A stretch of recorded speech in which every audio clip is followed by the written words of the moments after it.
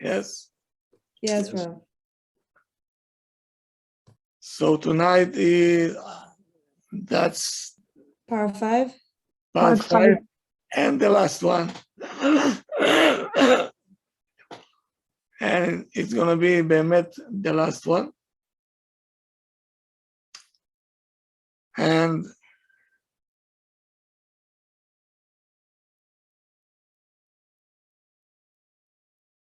we have to understand one thing.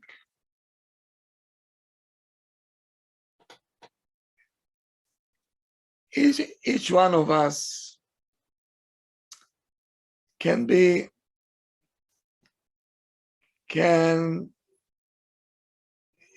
say that one time in his life he's experienced that he helped his friend not with a pleasure, but he felt that he is forced to do it. Like an obligation? Obligated? Yeah. I was not happy to help, but I felt, I don't have a choice. I have to do it.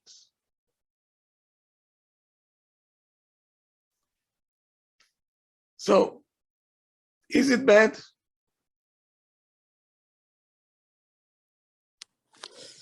I mean, isn't it bad to do chesed and not feel good about it? Like not have positive feelings? Usually when you give, you have to feel, that you have to feel good about yourself. You feel accomplished. But here I was not comfortable. I felt like I'm forced to do it.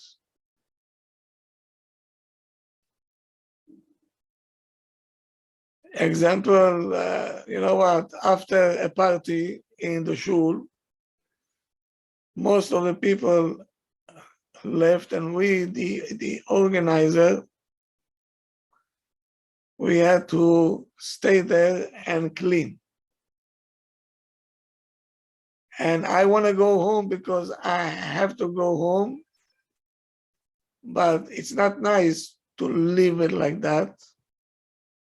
So I'm forcing myself to stay and to help, even though I don't want to be there. Did you felt it once? Yeah. Yes, unfortunately. Okay.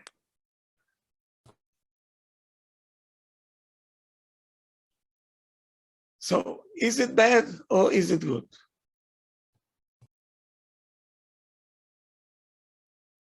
Is Rav referring to the feelings around it or doing something with such feelings? Doing something with such feelings. Mm-hmm. I think it's good, Rav, that they're doing it. Even the feelings might not be there, but at the end, they still did it. Like when you do a mitzvah, not for the right reasons, but you're still doing it. How about if I'll pat myself on the back and I'll appreciate myself? I did it even though it was very difficult for me. I did it. Do I deserve some credit? Yes. Huh? Yes. Yes. Of course. Even though it was difficult, even though I didn't want to be there, but at the end I stayed, I helped. And even though it was difficult, I did it. When it's easy to do it, what's the big deal? When it's not easy and I did it, that's a big deal. How about our kids? How are we relating the difficulty that they have to help?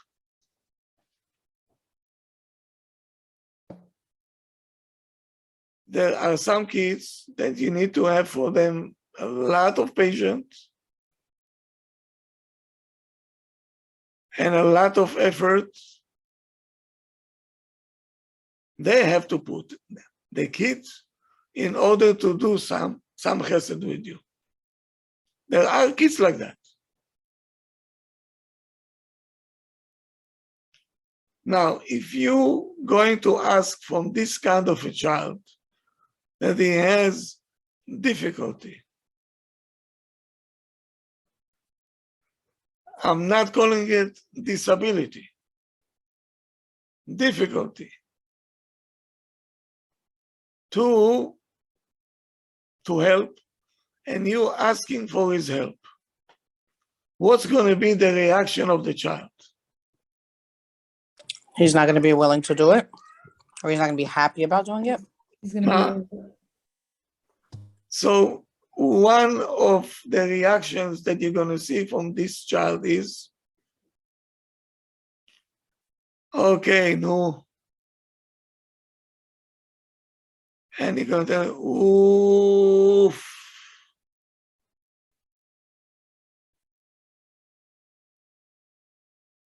When you hear the child saying, oof,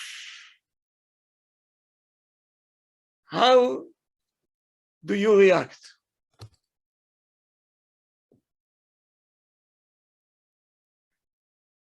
How do you react? You complain. You say, why are you doing that? Just do it with simcha. Do it with happiness. Mommy's asking you to do a mitzvah. He cannot. You're talking to a wall. Right. Okay? So this is not to say now why, and it is not going to help. The child has difficulty. Kavod Harav? Yeah. I read it somewhere that I don't recall where, maybe Shulchan Aruch or something, about if you know you have a child like that, it's better not to ask so he doesn't get an avira, so you don't get the avira No. of asking a child. Or am I No. getting it? No. So how does it work? If you know your child won't deliver, is it better not to ask him because you know that he's the type that won't do it? You have to ask him.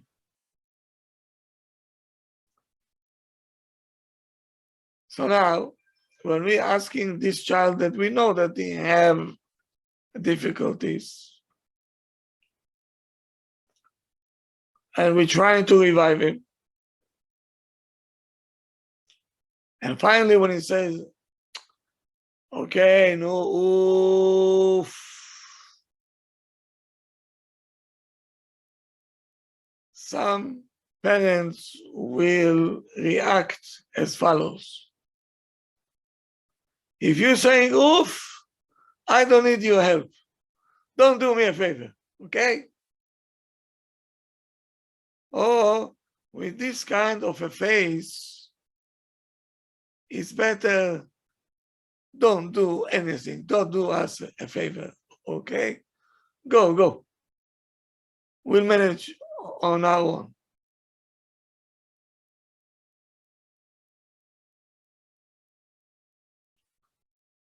In other words, we are putting a condition. When I'm asking you to help, you have to feel like you are in Simchat Torah.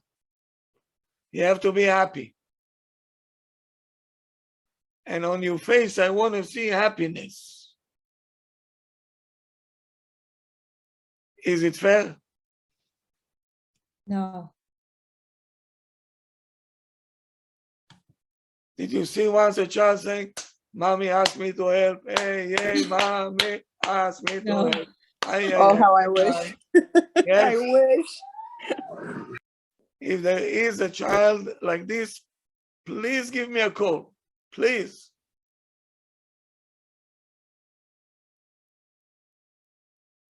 But that's what we're expecting. Why are you having a face of Tisha B'Av? I don't need your help. Don't do me a favor.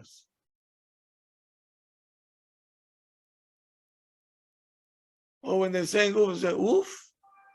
Ma oof. What did I ask you to do already? Woof. Go. I don't need your help. What did we accomplish?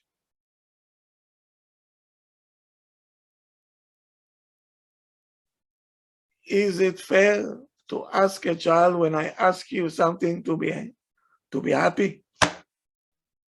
No, I'm asking you. no, Rav, it's not fair. We do the same thing. I think it's not fair if you ask him to be happy, but I think it is fair for you to ask him. Okay. And I actually had the same scenario yesterday with my daughter, and we spoke about for 10 minutes because she gave me a kind of similar response, taking all of Rabbi Haimoff's lessons over the last week and a half into account, how to approach it. We talked for like 10 minutes, and it worked out really good. So I took the approach of what's fair is fair for all of us chipping in. But I didn't get mad or anything like that. So let's see what was the right way to do. Okay, good. When the child is saying oof, he's sending you a message. It's very difficult for me to help you. But they don't know how to react, so they say oof. When you're upset at your husband, how you react? Like the child. Oof. The face kind of change from Purim to Tisha B'Av, right? That's how you react. Every person have a different way to react. The child is saying oof, meaning he's telling you it's difficult for me to help you. So now we have to stay on the topic. He's sending you a message. He's saying to you, what you're asking me is very difficult for me to do. But I'm doing it anyway. Even if I don't like to do it, I did it. Are we going to praise the child that even though it was difficult for him and he says oof and his face was like a pickle, are you going to praise him? Well, the way the Rav makes it sound, we should praise him now and not condemn him because he shouldn't how have hard to it was for necessarily him. enjoy it. You Let me definitely tell want you to thank what to him. tell the child. I paid attention of your oof. And I understand that it's difficult for you. I understand. And I very much appreciated that even though it was difficult for you, you overcome it. Yeah. How about this approach? I see everybody silent. No, it's a beautiful Rav. It's better than the approach I did. Yes. Sounds I was actually just telling my husband, we get so caught up with the oof and so annoyed that they say oof that we bypass this whole approach that the Rav is saying to show appreciation and acknowledge their efforts despite how hard it is for them. That is because we're correct. so caught up with the fact that they oofed. Yeah. But Very look true. what a clever Ima is. She says, I understand it. It was difficult for you. I appreciate it so much, even though it's difficult for you, you had the ability to overcome it. Kol hakavod to you. And yet, here comes Ima again. Ima teaching Torah to the child. Abba knows how to criticize. Ima knows how to teach. Listen to this. This is the view of the Torah. This is the hashkafa of the Torah. What? Lefum tzara agra. The more difficult is this, the reward is bigger one. Yes or no? Did Yes. you hear this line once? Yes.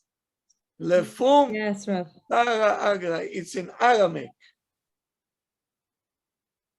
Lefi meaning according. Letzara, how much pain do you have? Difficult, yeah.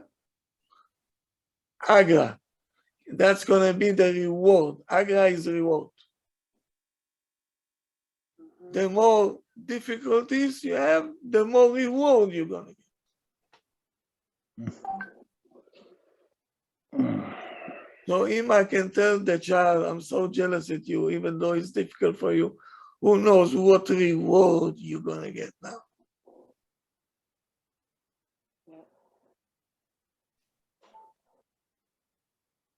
What a chinuch is this? So everything that it seems to us difficult, right away it will register what mommy told me. Over here is the jackpot. It's difficult. Let's do it. A child like this will grow up. He will be able to overcome any obstacle that's coming toward his way.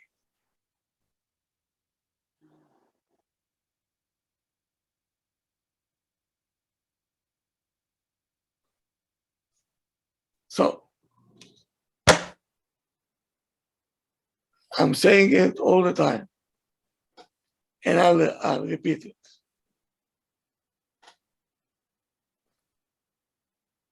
Many men, especially, in the Sfardishi world, they don't like to help at home. They don't like it. Okay. I hear it.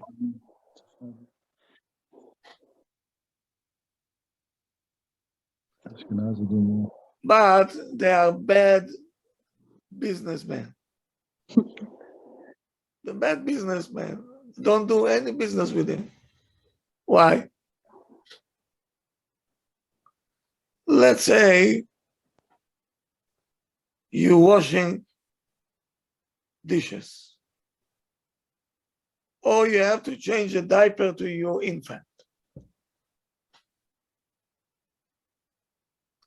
Tell me, how easy is this for Ima to change a diaper?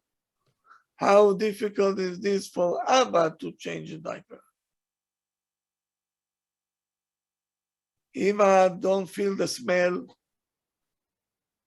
She talked to the diaper. She talked to the child. Abba is coming. Oof. Oof. Why do I have to do this? I can't take it.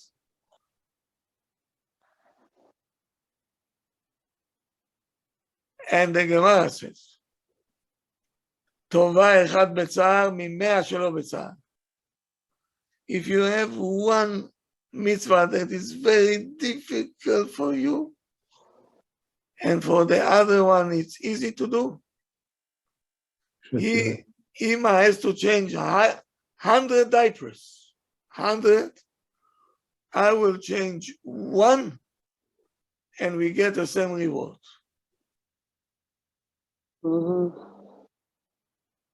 So now, every help that you do at home, time it by 100.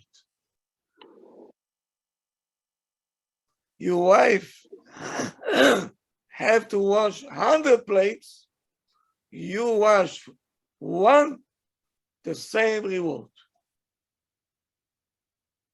Ima can come to Hashem and say, this is not fair. Hashem will say, it's fair. Why? You are born with this. For you, it's easy. For him, it's very difficult. And he did it, even though it was difficult for him. He deserves 100 times more than you are. I guess I'm cleaning toilets. A person who has a temper. He has a temper. very difficult for him to control himself. And the other one has a character to get him upset. Ooh, what? It will take you time. How much effort he has to put in order to stay calm, and the one that needs anger management, he was able to overcome. Who is a greater person? The one who needs the anger management. It's difficult for him. It's difficult. And even though he did it, he overcome.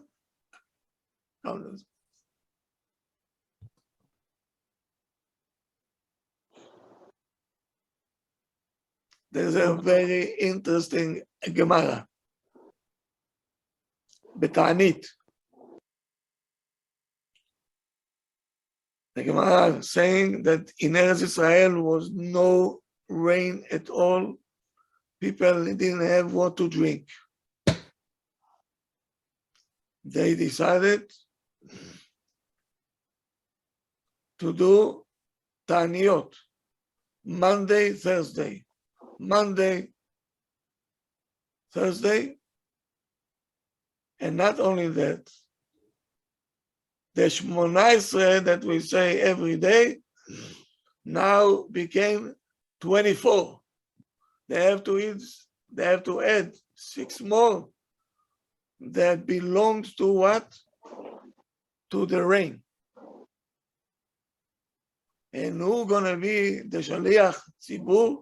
Who is the Chazan, as we say? They brought Rabbi Eliezer ben Orkinus. We call him Rabbi Eliezer HaGadol, the great Rabbi Eliezer.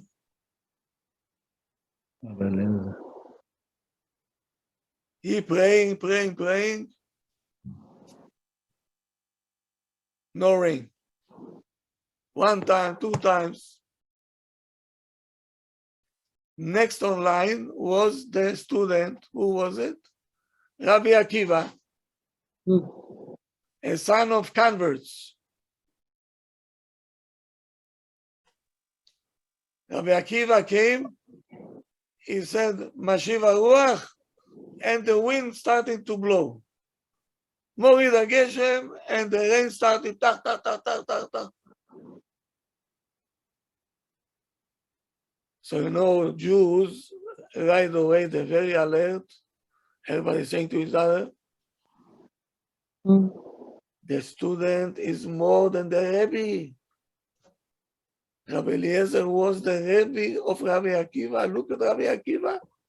He is greater than his Rebbe. Oh.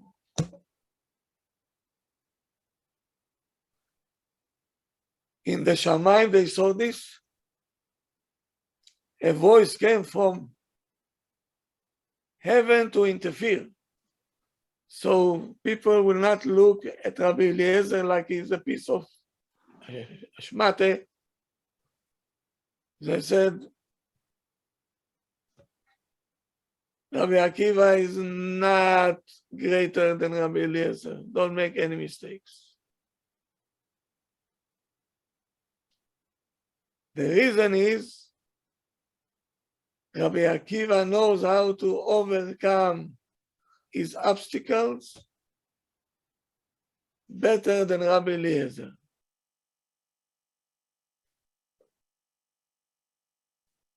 If Rabbi Eliezer is the Rebbe, how can it be that the student has more abilities to overcome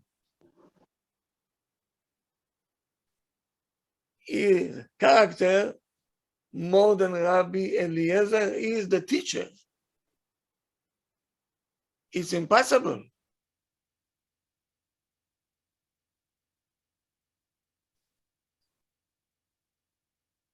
And the answer is, Rabbi Eliezer was born a Jew.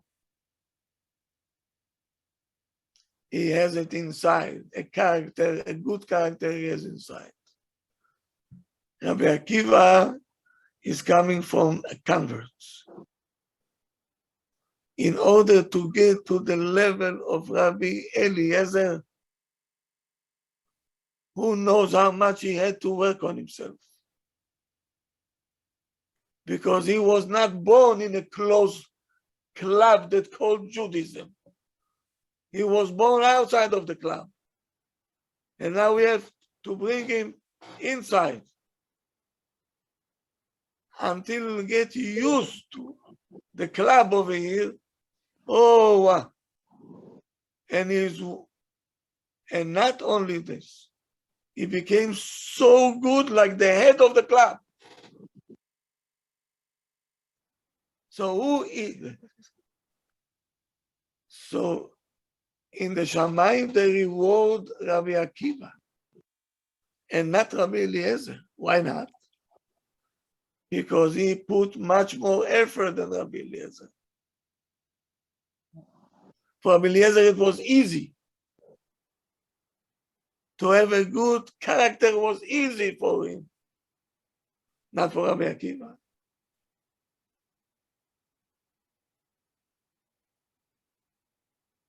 So why don't we praise our kids? Miskenim, it's difficult for them. For us, it's easy. We have responsibilities. We grown-ups. We know how to deal with stuff. They don't know anything. And still, he came to help you.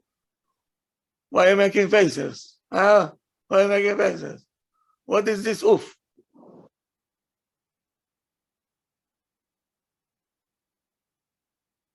So just ignore Rabbi. Right away, you put a medal on him and say, Kol hakavod to you. I know it's difficult for you. We appreciate it very much because we know how difficult is this for you. You tzaddik shebetzaddikim. What do you think? This child, tomorrow, he will not help you?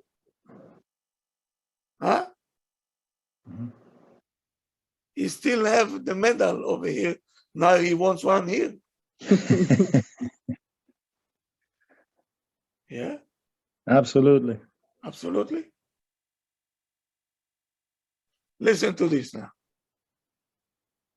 A child, 9 years old, he has already a label. And the label is refusnik. Refusnik means he refused to help. Help refusnik. And he is with confrontation with his parents time after time. He doesn't want to help. But his mother, she saw that the child having difficulties. Listen to the conversation, Ima and the child.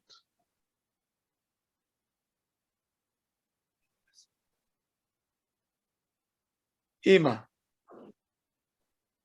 Michael, I need your help.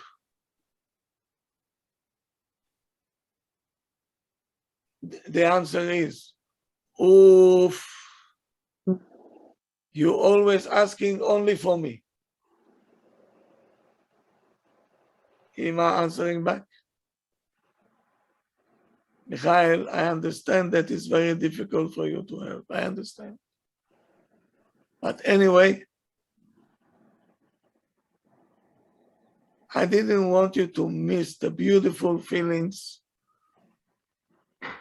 that comes after the help. And I mean it. It's a beautiful, it's excellent feelings. I prepared a list on the door of the fridge. Go, find something that you can do, and it's fine with me. What do you think the child will do now? he'll go to the list. He will look for the easiest. Yes? The easiest one. And Ima telling him in advance, you can choose whatever you want, even the small ones. It's fine.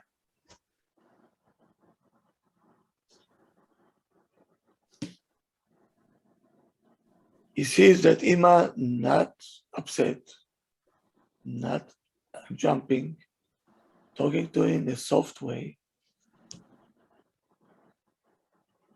And you see on her face that she is not. I told you to help. You don't answer back to me. Oh, I want you to feel the feelings. After you do it, you're going to feel very good about yourself. He thinks a little bit his child. He says, okay. He goes. He did what he did. Ima came back to him. She says, Michael, I appreciate what you did very much. I paid attention to the difficulties. And I'm so happy that you overcome it. Can you tell me how this child will feel now? $1 million. Like $1 million. Yeah. What? Like $1 million. $1 And the next time he wants to take something harder. So now, here comes my question. When was the last time you did it? Never. Sorry to say. Not with that beautiful, calm approach, unfortunately. Because it's amongst all the chaos, and I'm going to speak for myself. I just, Hashem, wish I was so much calmer. Yeah, me too. You want your kids to help you?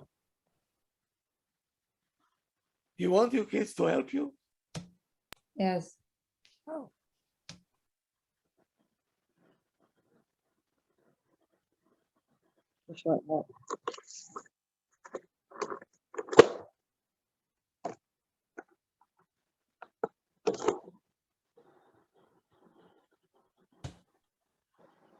So let's summarize everything. I think that by now you know already all the mistakes that we're all doing. Yes? For sure. Hopefully we're going to start to exercise it. Absolutely. The kids will look at you like, I don't know what happened over here. Are Who's this guy? they changing tactics all of a sudden? They're going to be very Confused. confused. They're not certain what's going on over here. Are you for real or you're not? Are you trying to trick them or not? Be prepared. But continue doing it. Rav, can I ask a question before we summarize? Yeah, for sure. What if there are a couple of chesed jobs around the house and you try to give the kids the option to choose something to do, and one of the kids doesn't want to choose anything, doesn't want to do it, just whatever, doesn't want to choose anything to do, or you say who wants to do a chesed and help mommy, and only one, let's say, out of the rest will say me, and it's always that one that will continue saying me, and the rest are like in their own world.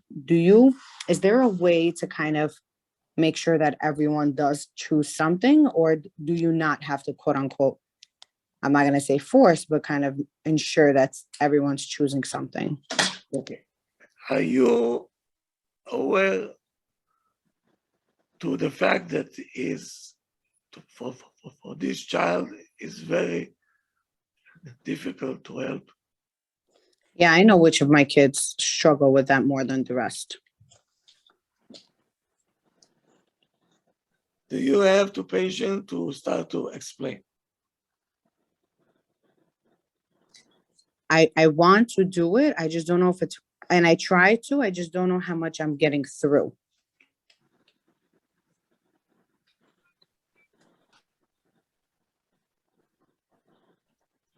You tell the child, I understand that it's difficult for you, but still I want you to help.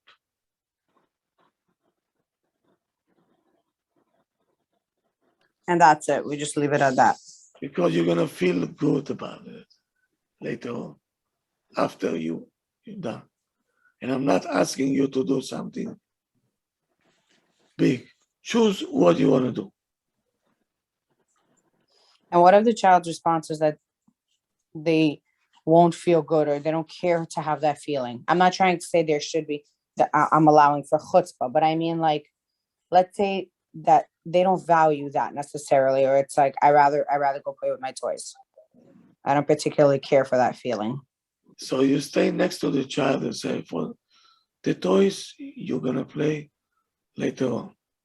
Now, mommy needs your help. So I'm standing on my word. Yeah, but in a nice way. And continue even if this child still doesn't want to participate. I understand it's difficult. I understand. Right. Okay. Thank you, Rav.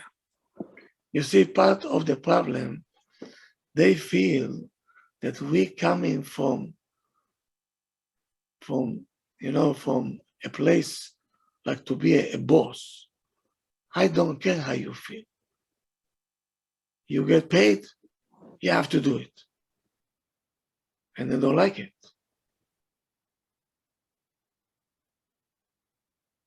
But the moment that you're saying, I understand that it's difficult. I know.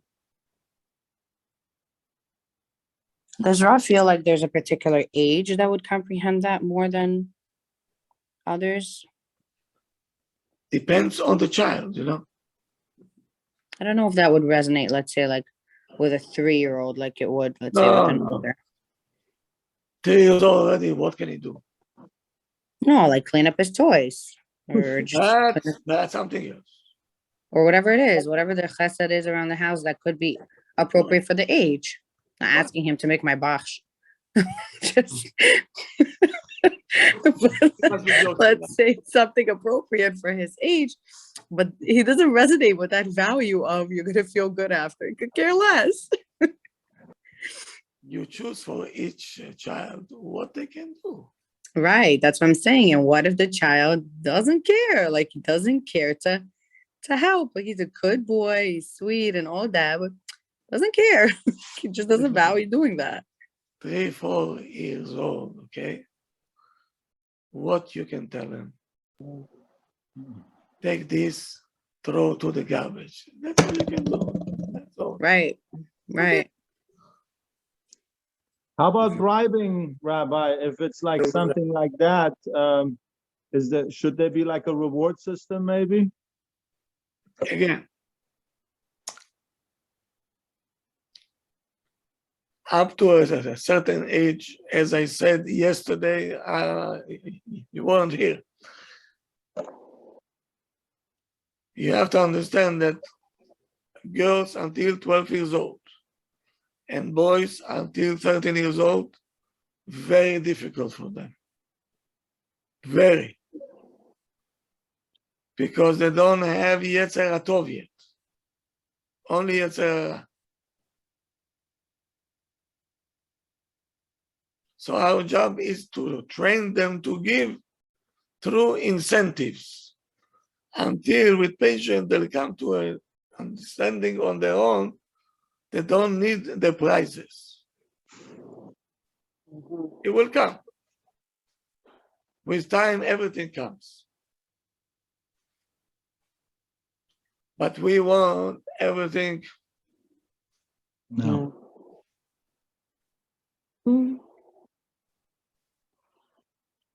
Halavai, it was that easy. It's not. It's not.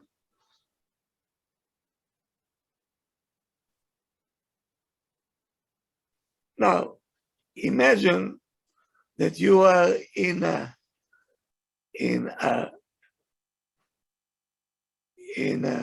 hurry to get to some place,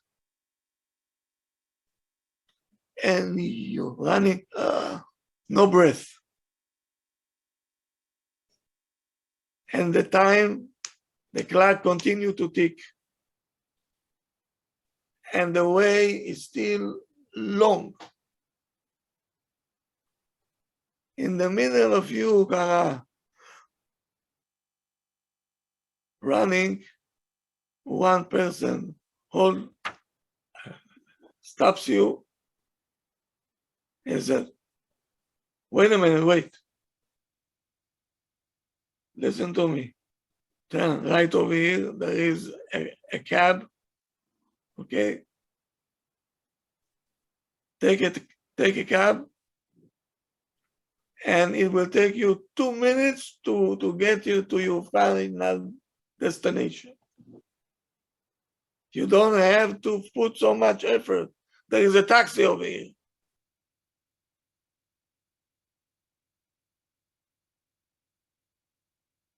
And he knows what he's saying. You say, sir,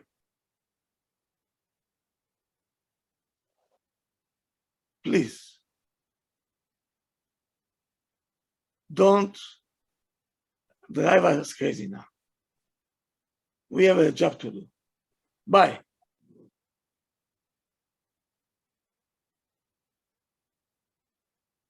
We are in a hurry. We don't have time.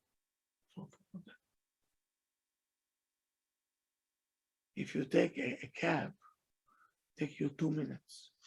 Now, who knows how long it's gonna take? Why didn't you stop for a second? Listen to what he has to say.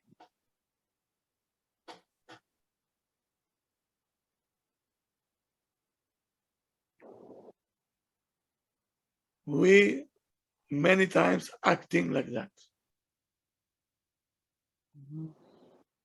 And one of them is helping at home. We want very much to reach our goal that the kids will help from themselves, will feel for themselves. They're going to help their parents on their own. We don't have to tell them anything. They're coming, Ima, please go to sleep. I'll take care of the kitchen tonight. We have, many dreams that we want them to become true. I think it's right thing to have to. But there are ways to shorten the way. You see, the more we try, it doesn't work.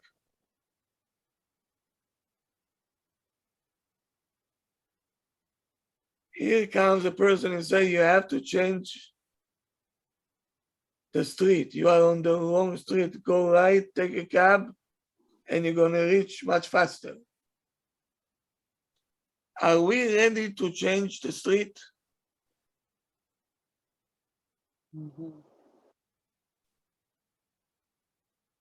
It's very difficult for us to change. Yeah.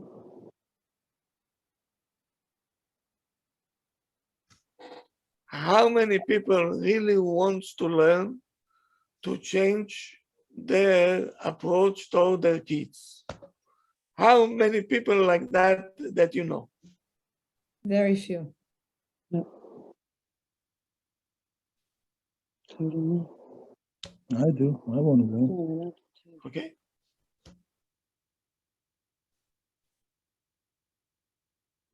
You'll be surprised We are the little shebelittle shebelittle.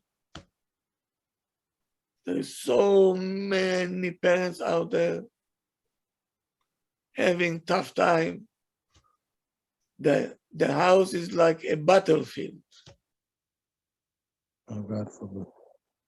Battlefield. Parents against kids, kids against parents, artillery. There is a shorter way.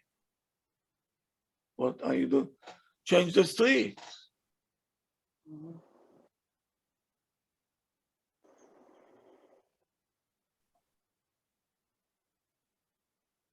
So now I hope that you got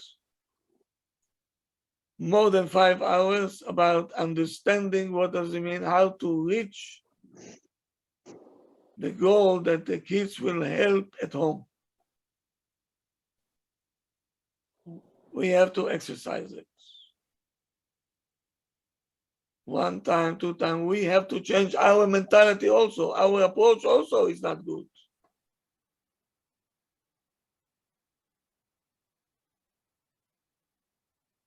Because we want to do everything on our own. Ima going to bed. She is just about to pass out. And the kids saying, Ima, you're very good. Mommy don't need help. Mommy can manage on her own. Let's play. Anyway, the food will be ready for us. The laundry will be folded in the closets. Ima knows how to do everything. Ima will shop. Ima will put it in the fridge. Ima will do this. Why should we bother with that? We have Ima superwoman, Baruch Hashem.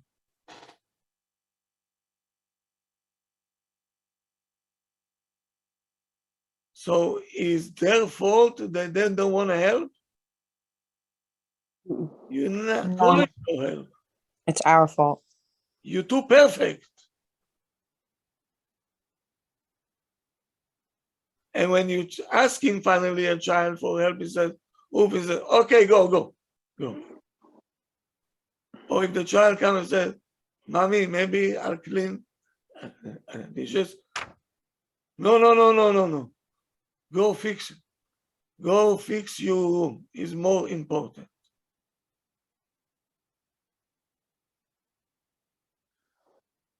He offered you. Let them do it. So you killed the volunteer and you went back to Captain Soldier. Fix your room. And they don't like it. Rabbi, can I ask a question, please? So the approach that I have always taken over the years, which naturally is not as good as the approach you're talking about, not even close, I understand. But it's, it's not necessarily the other way either. And I truly do have good kids, right? I mean, but, teenagers, adolescents, they all go through their thing, but they really are good kids with big hearts.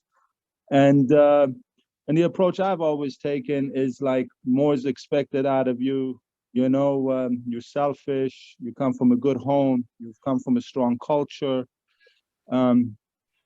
Where's the downside to that? And what is I understand it's not as good as, the other way, but where is the negativity in that as well? I know it's a negative, more negatively, I guess, the approach as positive, but does it have a bad downside? Probably does. You said one word which I didn't like. Yes. Selfish. Yeah. Don't say it. Mm-hmm. Right away, he has a label. Mm-hmm. A label, bingo. Mm-hmm. Mm-hmm. we know you have difficulties. Everybody Mhm. has difficulties. That's what we But have to say. the more difficult it is, the more you're becoming a bigger, a greater person. Mhm. Patience. Mhm. Always positive encouragement. Lots of Torah. Yeah. Lots of Hashem talk. Yeah. Why? And we all capable to do a good job. All of us capable. Yeah. The problem is we are very impatient. Mhm. We quick to react. Mhm. We overwhelmed with work, with responsibilities, High expectations. expectations. So Forgetting where we that- come from. it's very difficult for us as parents to sort things out. What am I gaining? What am I losing? Yeah.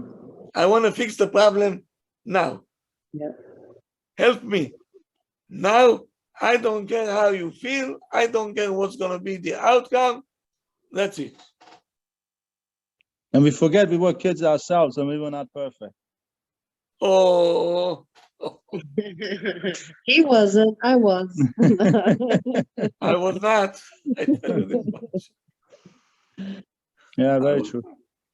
Very true. Yes. And listen, a kid is a kid. Yeah.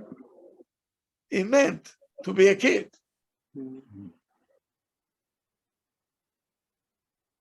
But our job is to grow along with the child. He'll go his way and we will go our way. Yeah. So he will work on our patient. He is the trainer, actually. Mhm. To every man, I'm saying, before he get married, I'm telling them, welcome to the club. It's a sport club. Your wife will be the trainer. You are the athlete. Did you see once they lifting weights, right? A wife will put on you kacha trach, and you kacha.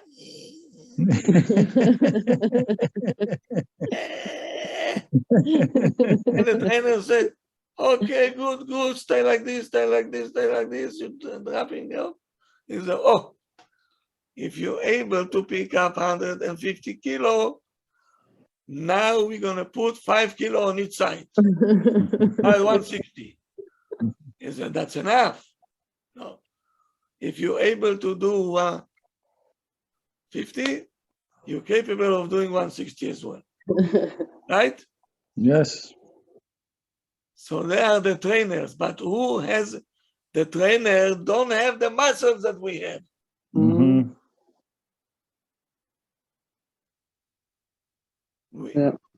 Meaning we becoming greater people. The same thing is the kid. He making us a great people. Because we're working on the page and we're working not to say what things, to think 55 times before we saying what we're going to gain, what we're going to lose. That needs a lot of patience, a lot of thinking. But what we're going to do, we have today this one, and no patience.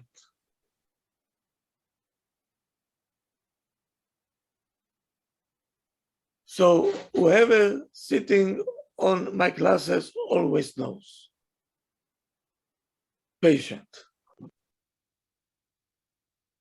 I'll explain slowly, make sure that you don't understand.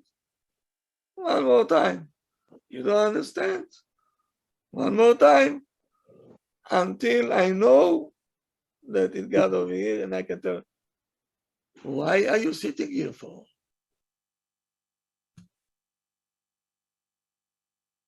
You have learning disability, you have. What's the matter with you?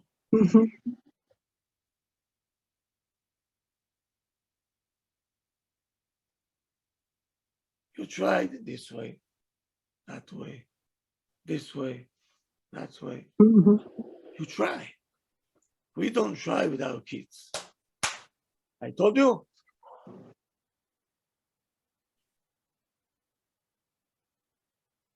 Welcome to the Russian army of Mr. Putin. That's who we are. So let's mellow down a little bit.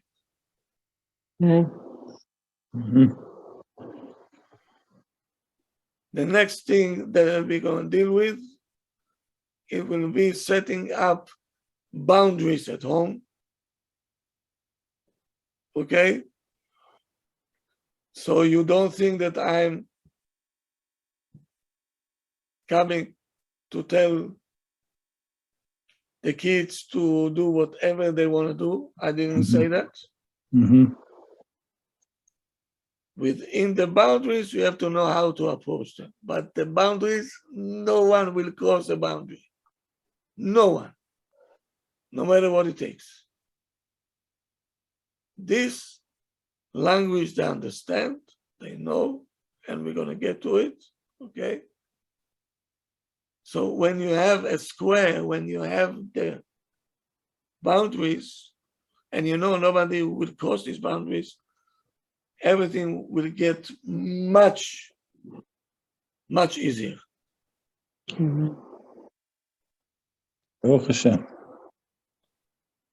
So now, I have to appeal to the people over here, not for myself. The community over here is the community of where Mrs. Bella Kahlon, she living in a place called Alice Hills. It's a nice neighborhood. They have more than 200 families there. But they have a problem, huge problem they have. They don't have a mikveh over there. I was just going to say that, yeah. That's terrible. And they don't have a normal shul, they don't have. For us to close our eyes and say, okay, that's not my problem. It's everybody's problem. Because we all one unit. Yeah. We have to take care of each other. So they're running a campaign. They want to raise $2 million to build a shul and a mikveh, which is very much, there is no Jewish life without these two things. Yeah. They mamash living in nowhere's land. It's painful. So for us to see it on the sideline, chas v'shalom. So I'm asking everybody, I think they have, where is Bella? Don't tell me that she's off. I don't think she's joining us today. Okay. I think everybody should get in touch with her. I think that she have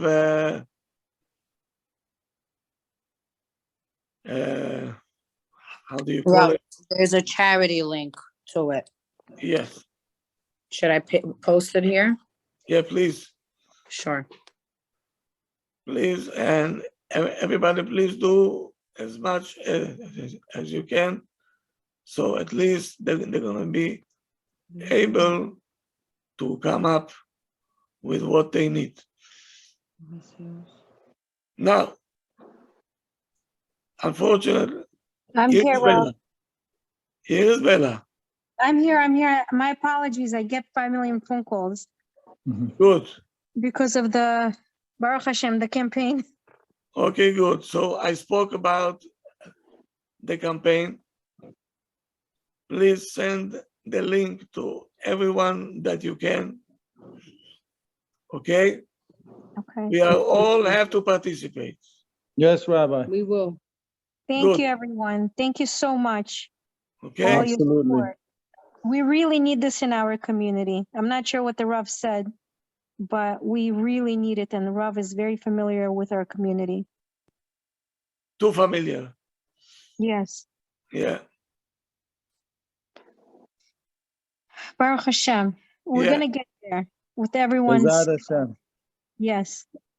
When it goes with difficulty, you know that it's coming from the side of the Kedusha. When it go easy, the Satan is there. That's the rule. Yeah. Look at the Reform Shul, the conservative Shul. Oh, chick chack. When it comes to build a yeshiva, a mikveh or something, oh boy. It goes, that's